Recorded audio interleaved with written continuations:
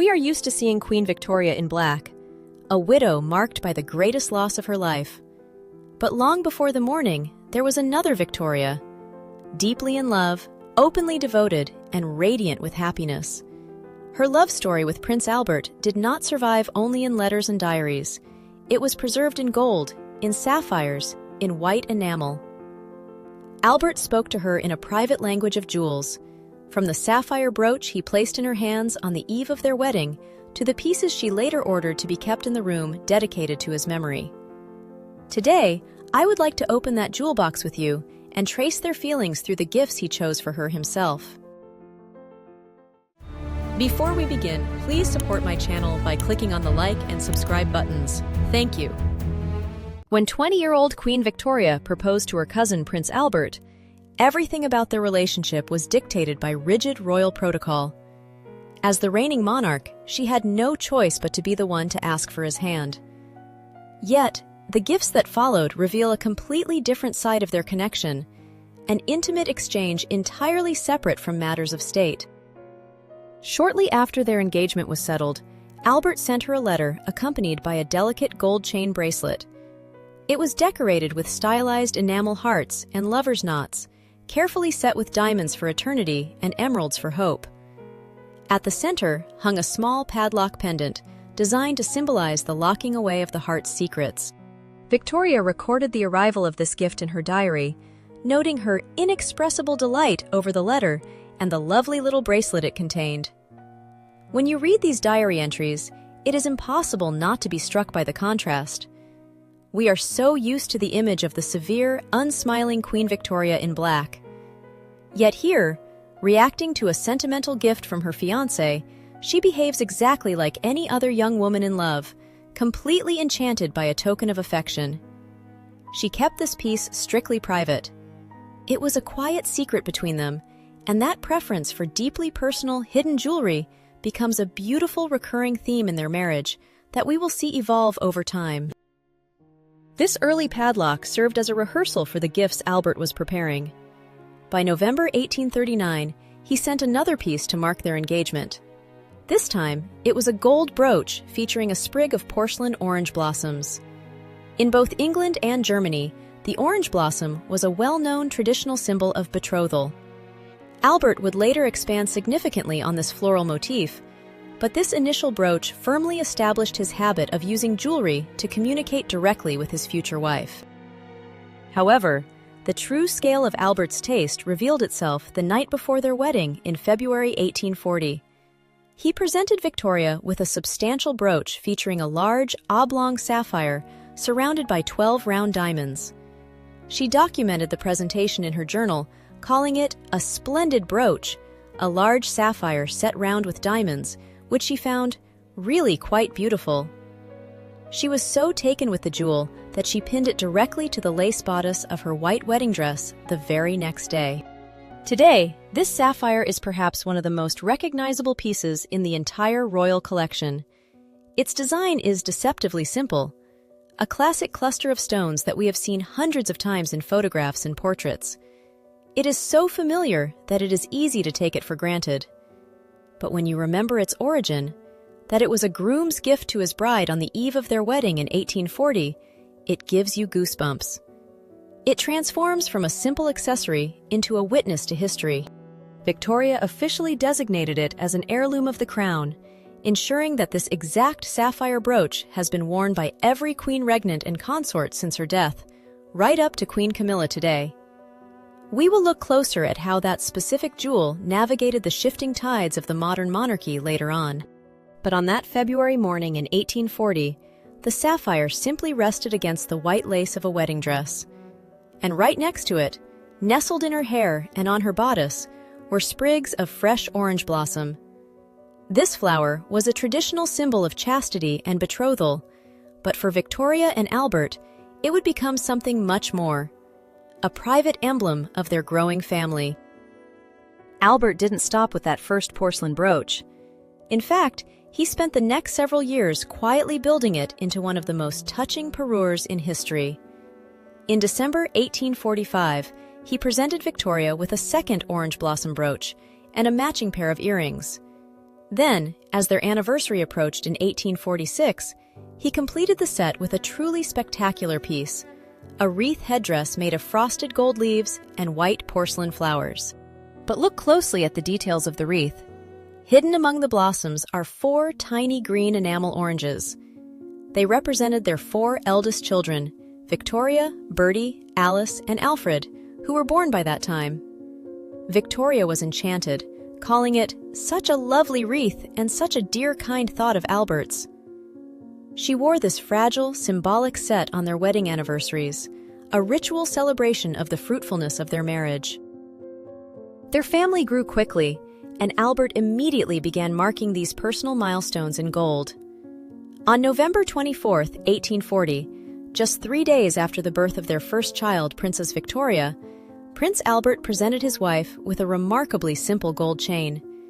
Hanging from this bracelet was a small, pink enamel, heart-shaped locket. Inside rested a single lock of the newborn's hair.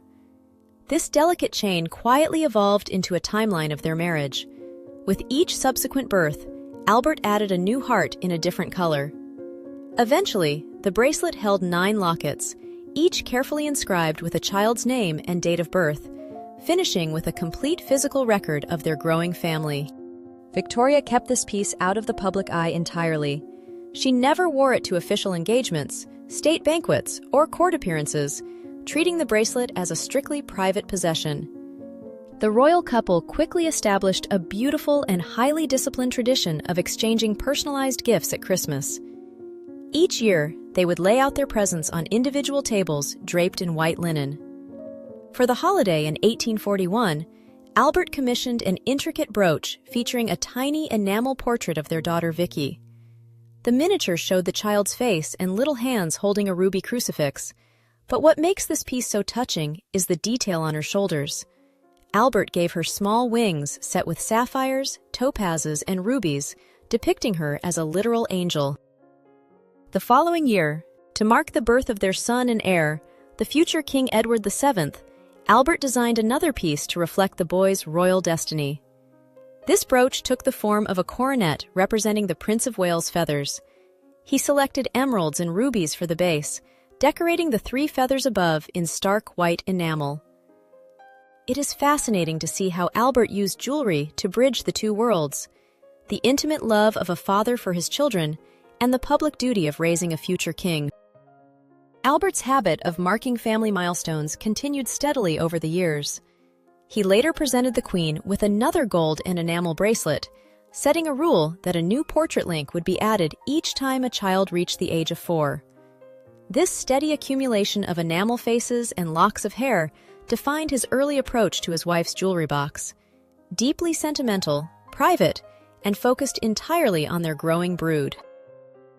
It is this incredible attention to detail and sentiment that makes Victorian jewelry so collectible today. While Victoria's personal lockets are locked away in royal vaults, the spirit of that era is still very much alive. I recently found some exquisite, authentic Victorian pieces at Laurel Antique Jewelry. These aren't modern reproductions, but genuine witnesses to that age, pieces that someone might have chosen with the same love Albert had for Victoria. If you've ever dreamed of holding a piece of this history in your hands, I've left a link to their Victorian collection in the description below. By 1843, Victoria had fully surrendered the curation of her jewelry box to her husband. She recorded in her journal that they spent their time looking over various pieces of her old jewelry, deciding what to have reset to expand her collection. She noted plainly, "Albert has such taste and arranges everything for me about my jewels." His involvement went far beyond simply picking out pretty stones. Albert possessed a rigorous, highly analytical mind, which he applied directly to the running of the royal household. He audited the palace accounts and uncovered deeply entrenched financial inefficiencies, famously discovering that staff were still being paid to set a fresh banquet table every single night for King George, a monarch who had been dead for years. By reforming the royal pocketbook and eliminating these absurd expenses, Albert secured the funds necessary to commission formal, highly ambitious pieces that were truly worthy of a queen. He partnered closely with the jeweler Joseph Kitching to execute his precise visions. In 1842, Albert designed a brilliant sapphire and diamond coronet, which Kitching manufactured for £415. The design featured kite and cushion-shaped sapphires set amid intricate diamond festoons and trefoils on a gold and silver frame. When looking at Franz Xaver Winterhalter's iconic 1842 portrait of the young queen, you might notice how unusually this coronet is positioned. It is balanced right at the back of her head, wrapping closely around her braided bun. This specific, rather precarious placement was entirely Albert's idea. He drew direct inspiration from 17th-century court paintings of Queen Henrietta Maria, using the styling of the jewels to create a deliberate visual bridge between Victoria and her historic predecessors. It also highlighted the coronet's mechanical flexibility, as the articulated piece could be worn tightly closed as a small crown or opened wider to sit like a traditional tiara. 3 years later, Albert's designs grew exponentially in both scale and architectural ambition. In 1845, he worked with Kitching again to realize a massive diamond and emerald parure, bringing the total cost to £1,150. The resulting tiara featured a geometric openwork band of cushion-shaped diamonds and step-cut emeralds. Its defining feature was the graduated row of 19 inverted pear-shaped emerald drops mounted along the top edge like sharp Gothic spikes. The central stone alone weighed an astonishing 15 carats. To complete the suite, Albert designed a large necklace formed of 9 square emerald clusters within diamond borders, long emerald drop earrings, and an impressive 20-carat emerald and diamond brooch. Victoria was clearly thrilled with the grand result, writing in her journal about the lovely diadem of diamonds and emeralds designed by my beloved Albert, and continually praising his wonderful taste. She chose to wear the new emerald suite alongside the lace from her wedding dress for Winterhalter's intimate 1846 painting of the royal family, commissioned to memorialize the christening of their son, Prince Alfred. Both the sapphire coronet and the emerald tiara stand as the absolute peak of Victoria and Albert's collaborative jewelry era. It is worth keeping these two specific designs in mind because long after the Queen's death, they would embark on entirely separate, highly dramatic journeys through the vaults of her descendants. To understand the next set of jewels, we have to understand what Scotland meant to Victoria and Albert. London was duty, politics, and prying eyes. But Balmoral was freedom. It was the only place where they could live almost like a private family. And just as their life there became wilder and simpler, so did the jewelry Albert designed. He abandoned the delicate diamonds of the capital for something raw, historic, and substantial. In 1842, inspired by the legendary brooch of Lorne shown to them by a clan chief, Albert designed a piece that looks like it belongs to a medieval chieftain, not a Victorian queen. He presented Victoria with a heavy gold brooch featuring a central garnet surrounded by 10 rugged turrets, each topped with a Scottish freshwater pearl. It wasn't pretty in the conventional sense. It was powerful, a piece of the Highlands she could pin to her tartan sash. Their passion for this rugged life culminated in 1848. Despite heavy mist and warnings from advisors, Albert insisted on climbing Lochnagar, the highest peak on their estate. He wanted to conquer the mountain, and when he reached the summit, he bent down and picked up a large piece of Cairngorm quartz with his own hands. Once back in London, he had the raw stone cut and set into an enormous Celtic-style plaid brooch. He presented the heavy gold frame, decorated with enamel, seed pearls, and garnets, to Victoria as a souvenir of their demanding climb. It is easy to look at these souvenirs. Stones picked up on romantic walks, brooches designed to mark happy memories, and imagine their marriage as a flawless, untroubled fairy tale. But the reality, captured in their private letters, shows us something much more human, and frankly, much more relatable. They were two intensely passionate people carrying the weight of an empire, and that pressure inevitably took its toll. Over 17 years, Victoria endured 9 pregnancies. It was a physical and emotional burden she openly resented, admitting she felt treated more like a guinea pig than a sovereign. Each pregnancy forced her to step back from her royal duties, allowing the highly capable Albert to quietly absorb more of her power. While she admired his brilliance, she was deeply frustrated by being sidelined in her own kingdom. This friction occasionally sparked fierce arguments. They were both stubborn, and Victoria's frustration could easily boil over.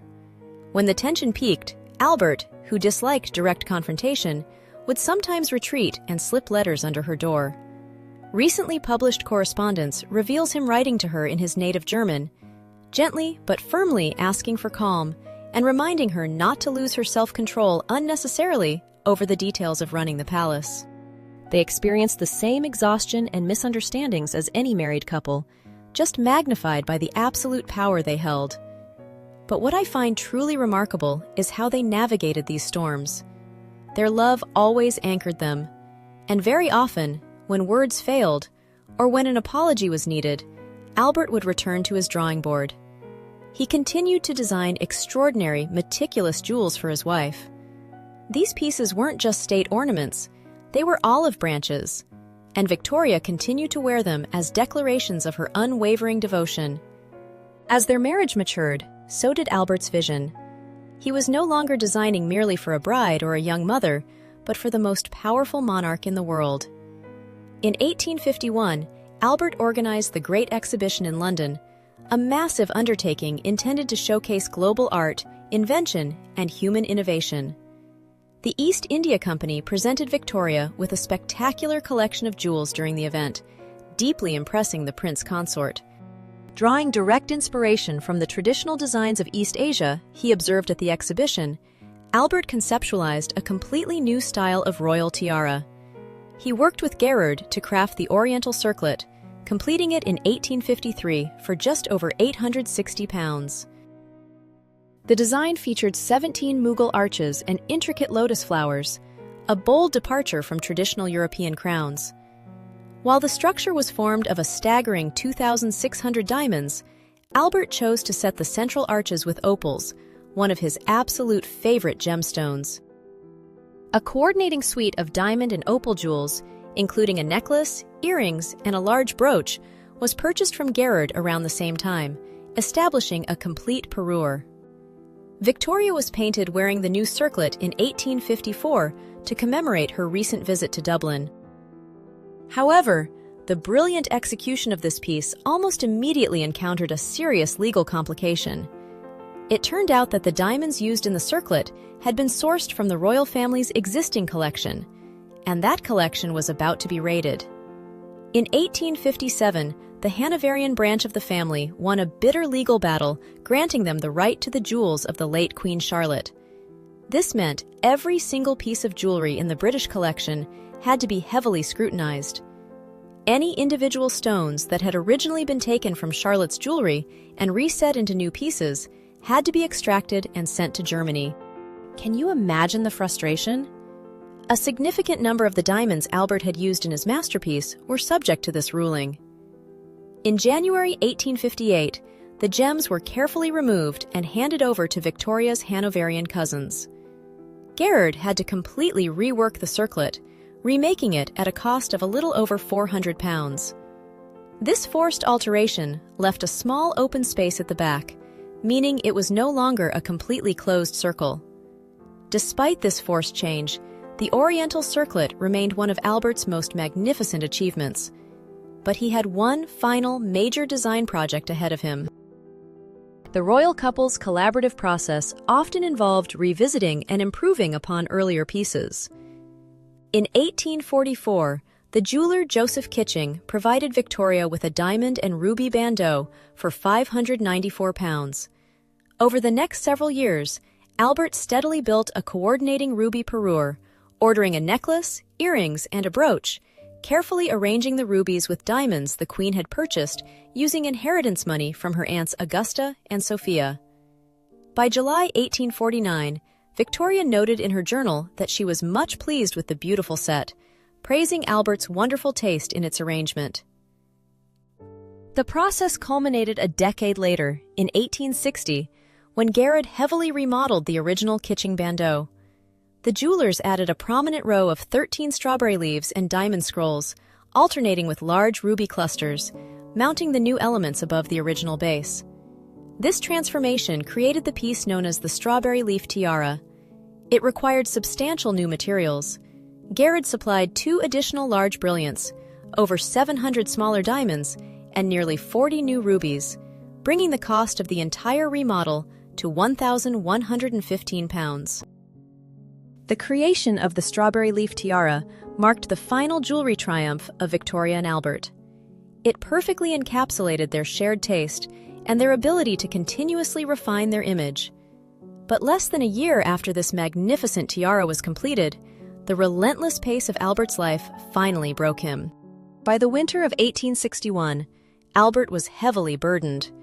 He had been effectively running the country alongside the Queen for 2 decades, and his health was already failing, likely due to a chronic stomach condition or undiagnosed Crohn's disease.